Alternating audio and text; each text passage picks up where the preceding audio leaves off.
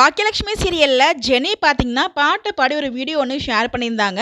அவங்களே சொல்லியிருந்தாங்க, என்னோட வாய்ஸை இக்னோர் பண்ணுங்க அப்படின்னு சொல்லிட்டு, அந்த ஒரு வீடியோ தான் உங்களுக்காக இங்க நான் ஷேர் பண்ணியிருக்கேன். பாக்கியலட்சுமி ஷூட்டிங் ஸ்பாட் அப்டேட்லேருந்து நமக்கு ஒரு அப்டேட்ஸ் கிடைச்சிருக்கு. அதான் உங்களுக்காக இங்க நான் ஷேர் பண்ணியிருக்கேன். ஸோ அந்த பாக்கியலட்சுமியோட ரெஸ்டாரண்ட்ல எடுத்த ஒரு ஷூட்டிங் ஸ்பாட் அப்டேட் தான் இது.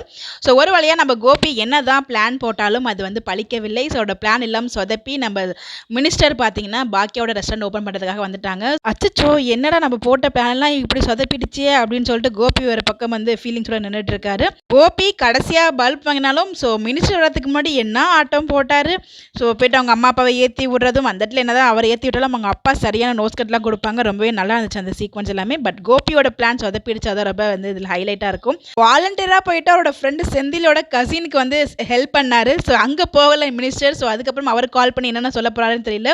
அப்பவே வந்து ஒரு புரிஞ்சிருக்கணும், வாலண்டியராக யாருக்குமே ஹெல்ப் பண்ண மாட்டேனே, நமக்கு எதுக்கு ஹெல்ப் பண்ணுறான் அப்படின்னு சொல்லிட்டு. பட் அதை அப்போ யோசிக்கல, இப்போ யோசிப்பாருன்னு நினைக்கிறேன். ஸோ நீங்கள் எபிசோட் பார்த்தீங்களா எப்படின்னு சொல்லி இருக்கிறதுல மறக்காம கமெண்ட்ல சொல்லுங்கள். Bye by.